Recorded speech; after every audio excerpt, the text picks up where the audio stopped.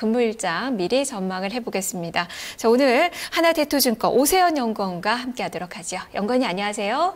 안녕하세요. 네, 내일의 국내 변수를 어떤 점들 보시나요? 네, 첫 번째로 삼성전자의 흐름을 좀 살펴볼 필요가 있겠습니다. 오늘 장중 152만 원을 터치하면서 추가 상승에 대한 부담을 느낄 수가 있는 시점인 것 같은데요. 하지만 과거 동사의 신고가 경신 시점과 비교해봤을 때 중장기 이격도나 밸류에이션 수준 등을 고려했을 때 종합적으로 양호한 상황이라고 할 수가 있겠습니다.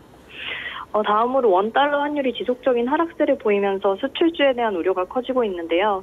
어제 FOMC에서 추가 국채 매입이 발표되고 오늘 우리나라 금통위에서 금리가 동결되면서 원화 강세가 지속될 가능성이 높아졌습니다.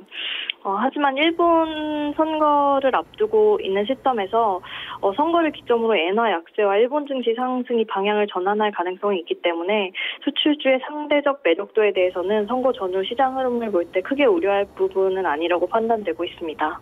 예, 그렇다면 또 해외 쪽을 봐야 되겠죠. 지금 FOMC 결과는 나왔는데요. 어떤 점들을 주목을 해봐야 될까요? 네, 어제 페드가 QE 확대를 발표했는데요. 매달 450억씩 화폐를 발행해서 국채를 매입하기로 했습니다. 하지만 시장의 반응은 미미한 수준인데요. QE 영향력이 끝난 게 아닌가 하는 이야기가 나오고 있지만 수급 측면에서 우리나라 증시에 도움이 될 요소들이 있다고 판단됩니다.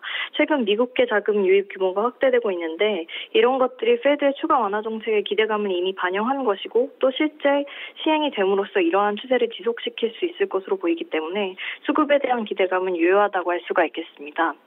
한편 내일 중국에서 HSBC PMI 제조 플래시 지표가 발표될 예정인데요. 그동안 내수주 위주로 주가가 좋은 흐름을 보이다가 최근에 중국 경기가 반등한다는 기대감이 형성되면서 경기 민감주에 관심이 쏠리고 있습니다.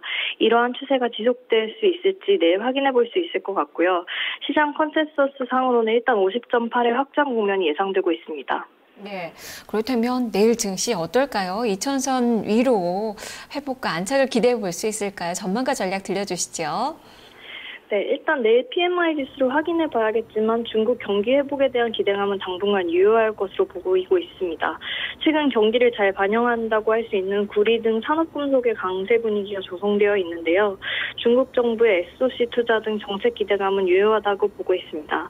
다만 구체적인 정책들은 정권 이양이 마무리되어가는 3월 이후에 나올 것으로 전망하고 있기 때문에